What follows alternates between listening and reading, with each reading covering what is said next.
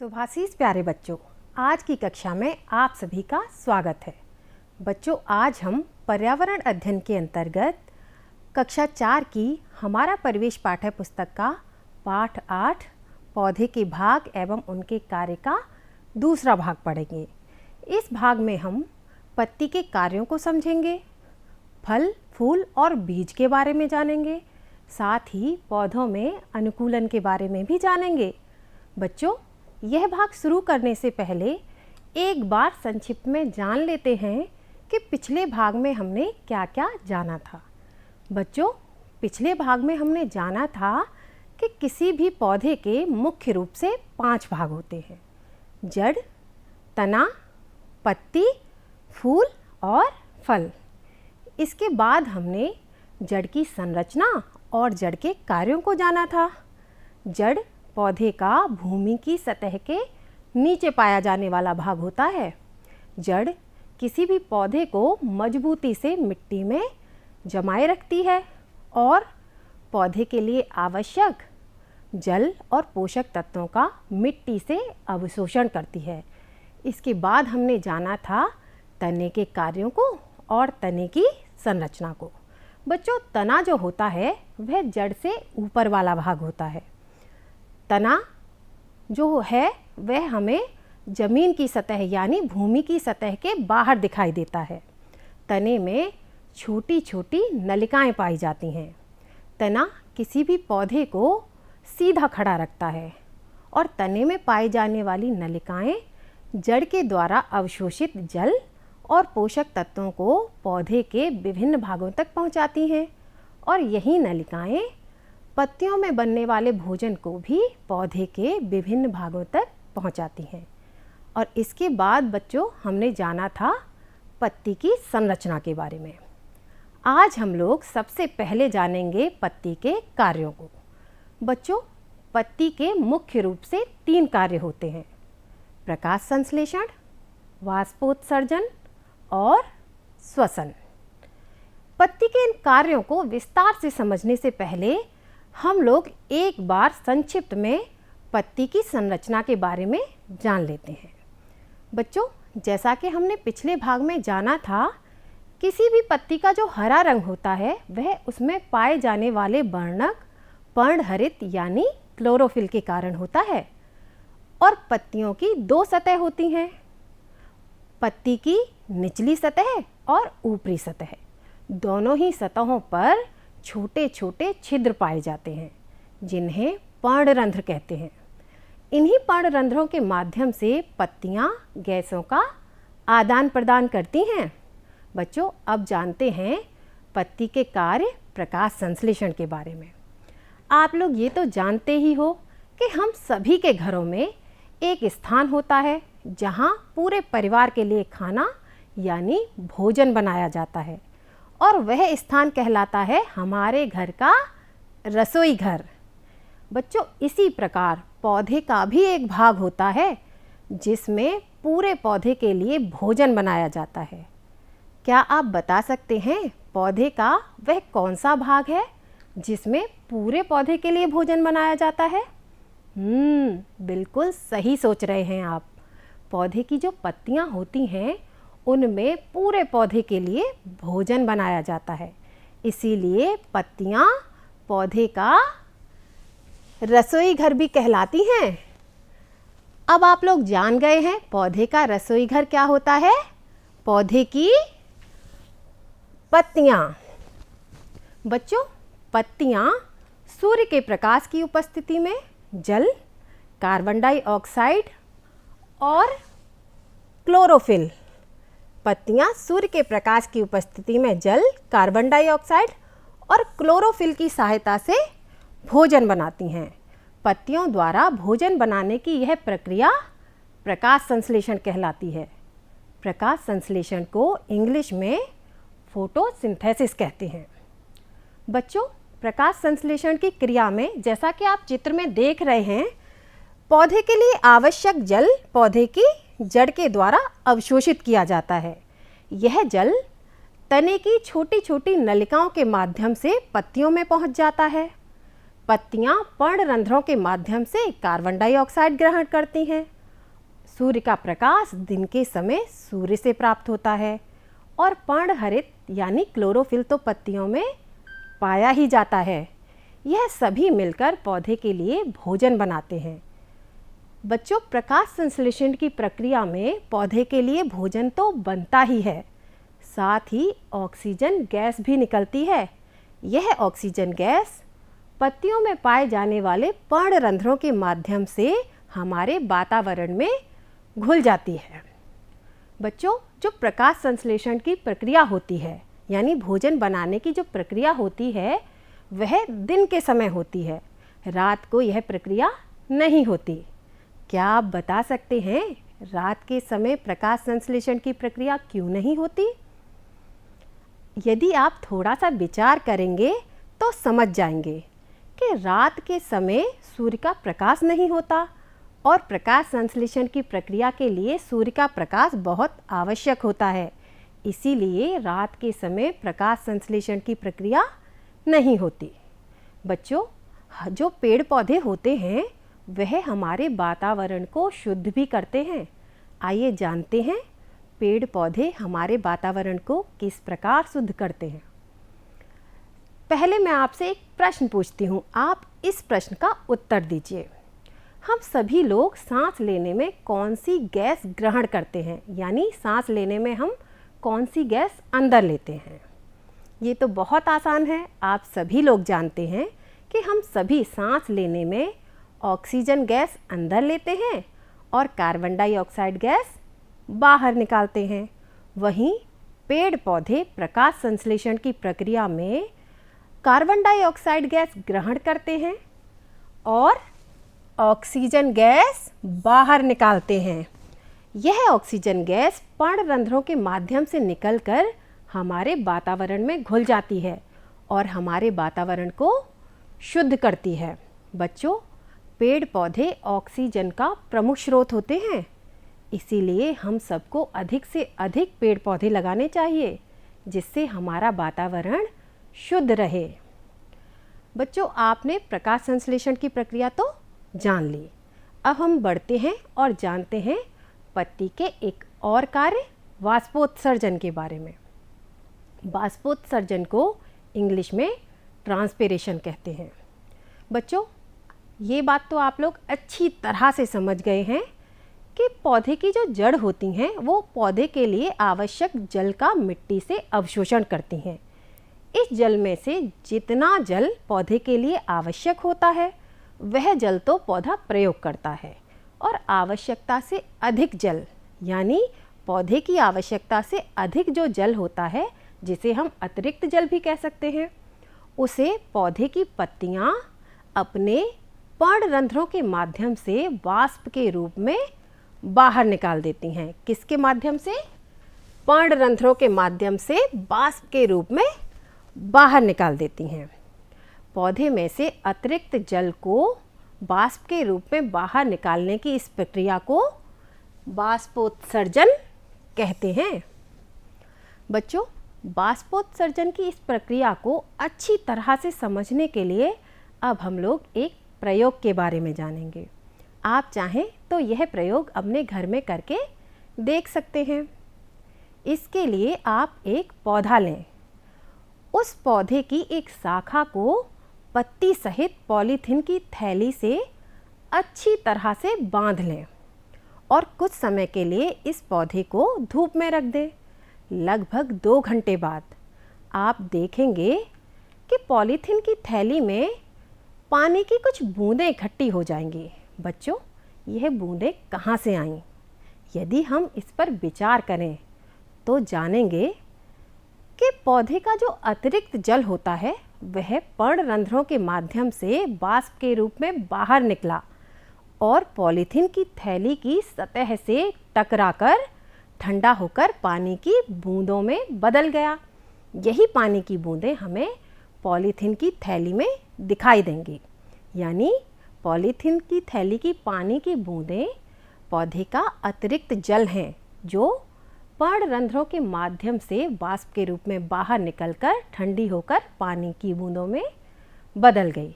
अब आगे बढ़ते हैं और जानते हैं पत्ती के एक और कार्य श्वसन के बारे में। बच्चों, जिस प्रकार हम सभी सांस लेते हैं उसी प्रकार पेड़ पौधे भी सांस लेते हैं। पेड़ पौधों के सांस लेने की इस प्रक्रिया को श्वसन कहते हैं। श्वसन को इंग्लिश में रेस्पिरेशन कहते हैं। बच्चों, सांस लेने की प्रक्रिया में पेड़ पौधे ऑक्सीजन गैस ग्रहण करते हैं और कार्बन डाइऑक्साइड गैस बाहर निकालते हैं। बिल्कुल हमारी तरह ही हम लोग भी ऑक्सीजन गैस ग्रहण करते हैं और कार्बन डाइऑक्साइड गैस बाहर निकालते हैं। इसी तरह पेड़ पौधे भी ऑक्सीजन गैस ग्रहण करते हैं और कार्बन डाइऑक्साइड गैस बाहर निकालते हैं। श्वसन की यह प्रक्रिया पेड़ पौधों में दिन और रात दोनों ही समय होती है, यानी पेड़ पौधे दिन और रात दोनों में श्वसन कर रहे हैं। आप लोग इस चित्र में देख रहे हैं, यह पौधे की श्वसन क्रिया को दर्शाने वाला चित्र है, जिसमें कार्बन डाइऑक्साइड गैस बाहर निकल रही है और ऑक्सीजन गैस पत्तियों के अंदर जा रही है। बच्चों, आप लोग पत्ती के इन तीनों कार्यों को तो अच्छी तरह से समझ गए। बाष्पोत्सर्जन, जिसमें पत्तियां पौधे के लिए भोजन बनाती हैं। बच्चों, प्रकाश संश्लेषण, जिसमें पत्तियां पौधे के लिए भोजन बनाती हैं। बाष्पोत्सर्जन, जिसमें पौधे का अतिरिक्त जल पौधे की पत्तियों के पर्णरंध्रों के माध्यम से बाहर निकलता है। और श्वसन, जिसमें पौधे सांस लेते हैं। अब हम लोग जानेंगे पौधे के एक बहुत सुंदर और आकर्षक भाग के बारे में। हम सभी लोगों को यह भाग बहुत पसंद होता है।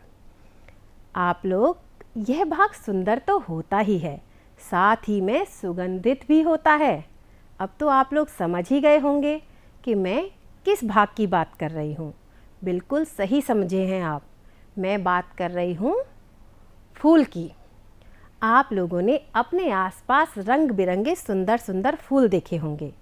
बच्चों, क्या आप जानते हैं किसी भी फूल के मुख्य रूप से 4 भाग होते हैं? आइए जानते हैं फूल के इन चारों भागों के बारे में। फूल के 4 भाग हैं बाह्यदल, दल, पुंकेसर और स्त्रीकेसर। अब हम लोग एक एक करके फूल के इन सभी भागों के बारे में जानेंगे। सबसे पहले जानते हैं बाह्यदल के बारे में। बच्चों, बाह्यदल को इंग्लिश में सेपल्स कहते हैं। फूल के सबसे बाहर जो हरे रंग की पंखुड़ियाँ होती हैं वह बाह्यदल कहलाती हैं। यह फूल के सभी भागों की रक्षा करती हैं। आप चित्र में देख रहे हैं, यह हरे रंग की जो पंखुड़ी हैं वह बाह्यदल हैं। अब जानते हैं दल के बारे में।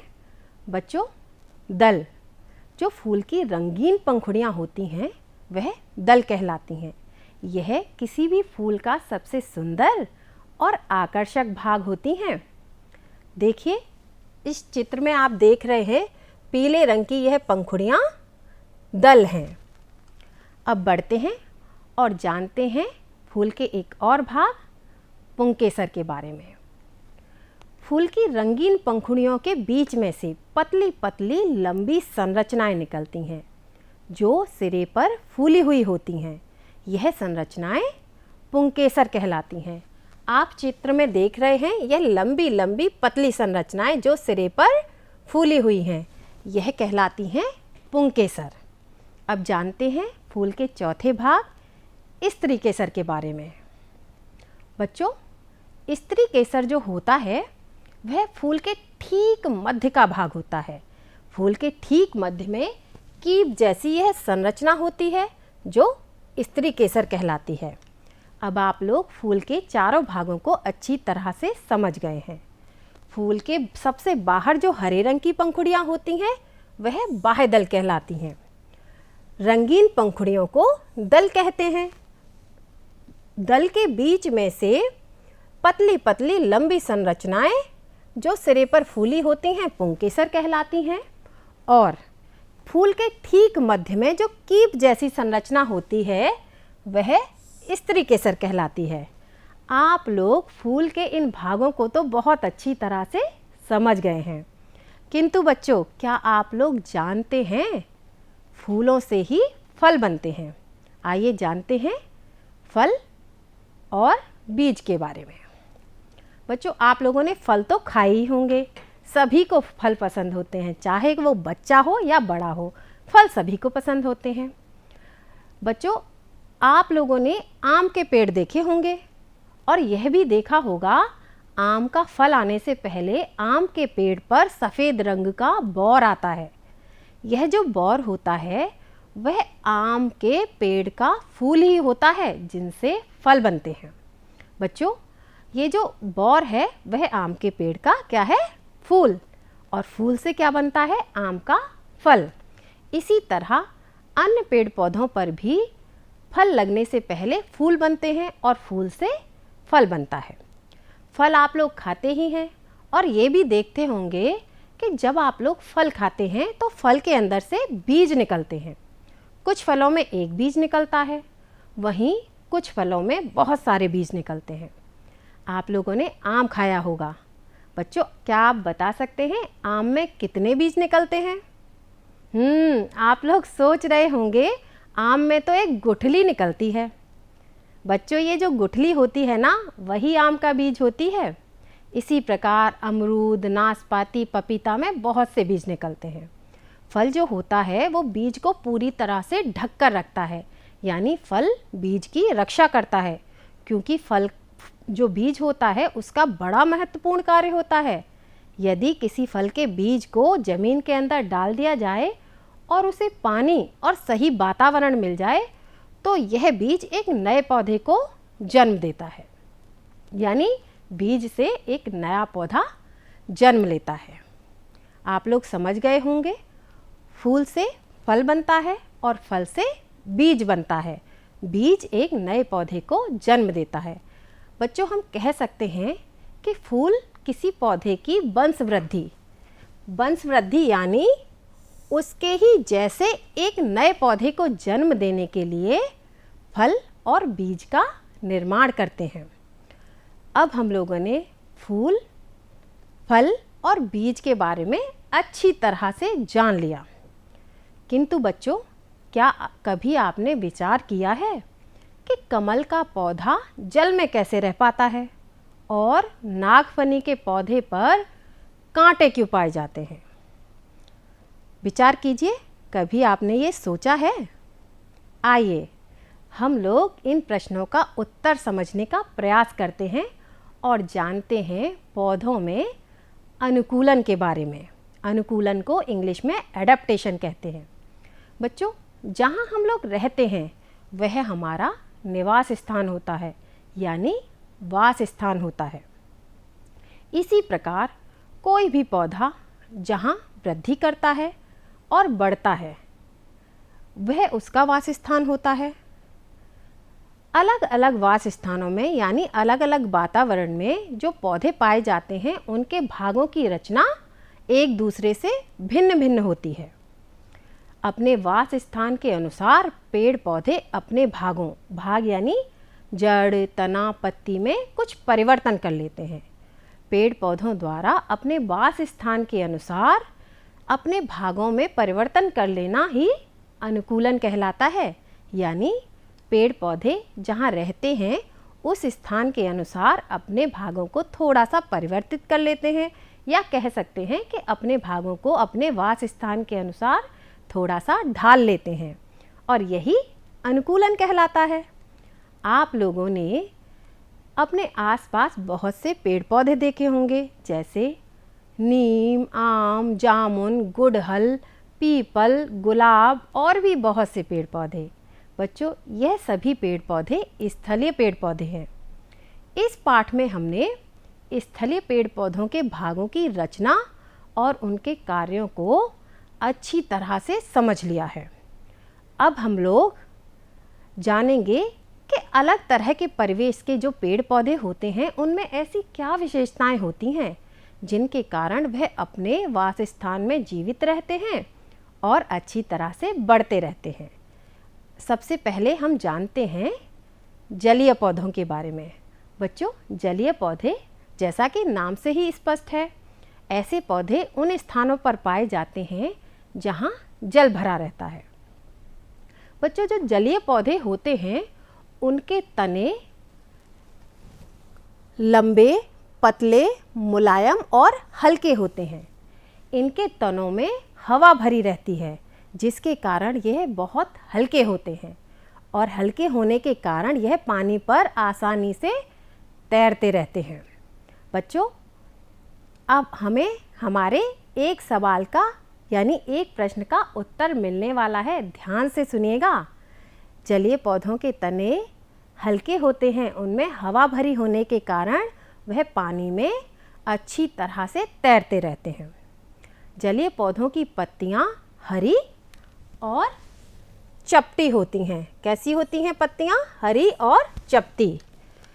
पत्तियों की जो संरचना होती है बच्चों, जो पत्तियों की सतह होती है वह मोम के जैसी बिल्कुल चिकनी होती है, जिससे इन पर पानी नहीं रुकता। जैसे ही इन पर पानी आता है, पत्तियों की मोम जैसी सतह से पानी फिसल जाता है, जिससे यह पत्तियां पानी में सड़ती नहीं हैं। कमल, कुमुदनी, जलकुंभी जलीय पौधों के ही उदाहरण हैं।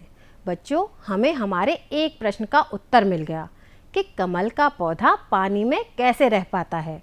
हम लोग अब समझ चुके हैं कि कमल का पौधा एक जलीय पौधा है और जलीय पौधों में कुछ विशेषताएं पाई जाती हैं, जिनके कारण वह आसानी से पानी में रह पाता है।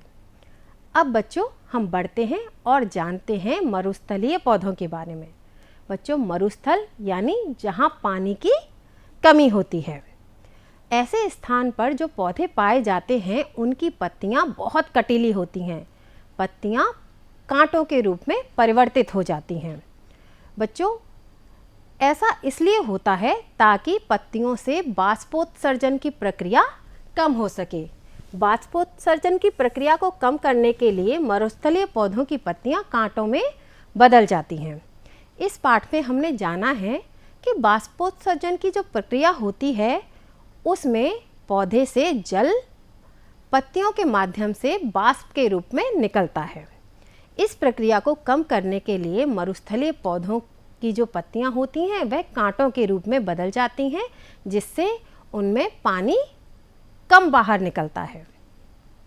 और इनका जो तना होता है वह हरा, चपटा और गूदेदार होता है। इनके तने में भोजन निर्माण की प्रक्रिया होती है, यानी मरुस्थलीय पौधों का जो तना होता है चपटा और गूदेदार, उसमें भोजन बनता है और इसमें पानी भी इकट्ठा रहता है, जिससे पौधा पानी की कमी में भी बहुत समय तक जीवित रह सकते हैं। बच्चों, नागफनी, सताबर मरुस्थलीय पौधों के ही उदाहरण हैं। हमें हमारे दूसरे प्रश्न का भी उत्तर मिल गया। बच्चों, जैसे हमारा दूसरा प्रश्न था कि नागफनी जो होती है उस पर कांटे क्यों पाए जाते हैं। नागफनी की पत्तियों में छोटे छोटे कांटे इसलिए पाए जाते हैं क्योंकि जो पत्तियां होती हैं वही कांटे के रूप में परिवर्तित हो जाती हैं, जिससे बाष्पोत्सर्जन की प्रक्रिया कम हो। बच्चों, अब हम आगे बढ़ते हैं और जानते हैं पर्वतीय पौधों के बारे में। पर्वतीय पौधे यानी पहाड़ पर जो पौधे पाए जाते हैं।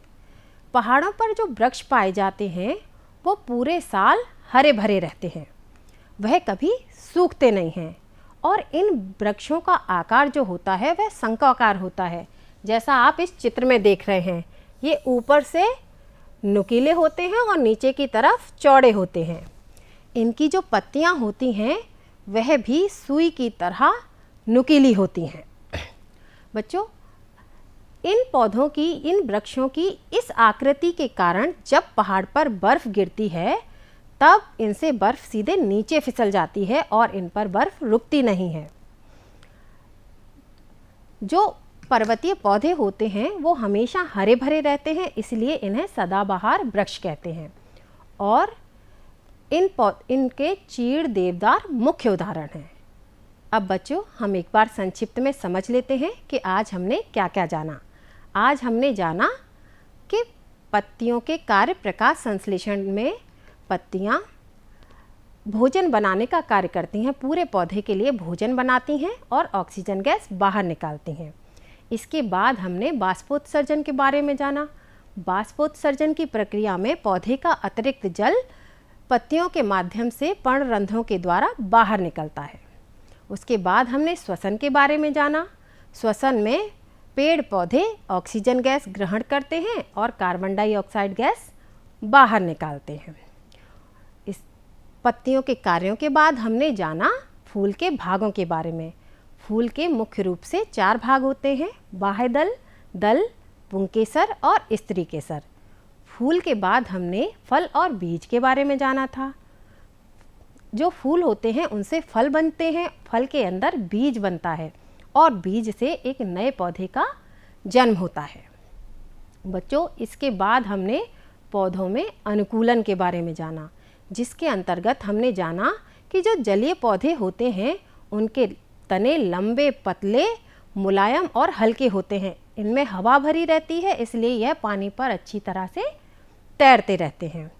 मरुस्थलीय पौधों के बारे में हमने जाना कि जो मरुस्थल में पौधे होते हैं उनकी पत्तियां कांटों के रूप में बदल जाती हैं, जिससे उनमें बाष्पोत्सर्जन की प्रक्रिया कम हो और पानी की कमी में भी पौधा अच्छी तरह से जीवित रहे। पर्वतीय पौधों के बारे में हमने जाना कि ये वर्ष भर हरे भरे रहते हैं और इनके आकार शंक्वाकार होता है। पत्तियां सुई की तरह नुकीली होती हैं। बच्चों, अब आप लोगों को अपनी पाठ्य पुस्तक हमारा परिवेश से इस पाठ को अच्छी तरह से पढ़ना है और इस पाठ के पीछे दिए गए अभ्यास प्रश्नों के उत्तर अपनी उत्तर पुस्तिका में लिखने हैं। साथ ही मैं भी आपको कुछ प्रश्न दे रही हूँ। आपको इन प्रश्नों के उत्तर भी अपनी उत्तर पुस्तिका में लिखने हैं। बच्चों, पहला प्रश्न है, पहाड़ों पर पाए जाने वाले वृक्षों को आप कैसे पहचानेंगे? आपको इस प्रश्न के उत्तर में लिखना है कि पहाड़ों पर पाए जाने वाले वृक्षों में ऐसी क्या विशेषता होती है जिसके आधार पर आप इन्हें पहचानेंगे। दूसरा प्रश्न है, जलीय पौधे पानी में क्यों तैरते रहते हैं? आपको बताना है कि जलीय पौधों में ऐसी क्या विशेषता होती है जिसके कारण यह पानी में तैरते रहते हैं। और तीसरा प्रश्न है, प्रकाश संश्लेषण द्वारा वातावरण कैसे शुद्ध होता है? हमने इस पाठ में अच्छी तरह से पढ़ा है कि प्रकाश संश्लेषण की प्रक्रिया से वातावरण शुद्ध होता है। आपको बताना है कि प्रकाश संश्लेषण में ऐसा क्या होता है जिससे हमारा वातावरण शुद्ध होता है। इसके साथ ही आपको कुछ सही मिलान भी करने हैं। आपको यहाँ 2 सूची दी हुई हैं, सूची क और सूची ख। आपको सूची क के विकल्पों के साथ सूची ख के सही विकल्पों को मिलाना है। एक मिलान मैं आपको करके दिखा देती हूँ। सूची क में दिया है प्रकाश संश्लेषण। बच्चों, हम लोग जान चुके हैं कि प्रकाश संश्लेषण की जो प्रक्रिया होती है वह पौधे की पत्तियों द्वारा भोजन निर्माण की प्रक्रिया होती है। यानी प्रकाश संश्लेषण के साथ सही मिलान है भोजन निर्माण की प्रक्रिया। बाकी के तीन विकल्प आपको स्वयं पढ़ने हैं और सूची ख में दिए गए विकल्पों के साथ उनके सही मिलान करने हैं। अब बढ़ते हैं प्रोजेक्ट कार्य की ओर। बच्चों, प्रोजेक्ट कार्य तो आप लोगों को बहुत पसंद होता है।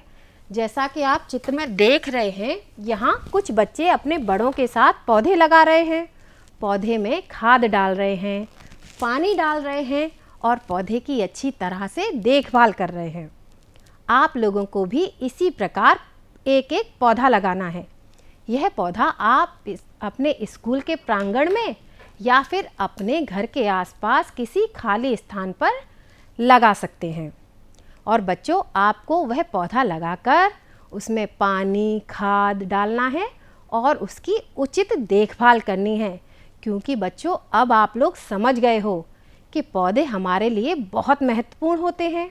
यह हमारे वातावरण को शुद्ध करते हैं। इसीलिए हम सभी को अधिक से अधिक पेड़ पौधे लगाने चाहिए, जिससे हमारा वातावरण शुद्ध रहे। बच्चों, आज के लिए इतना ही। अब हम लोग मिलेंगे अपनी अगली कक्षा में एक नए पाठ के साथ। तब तक के लिए धन्यवाद।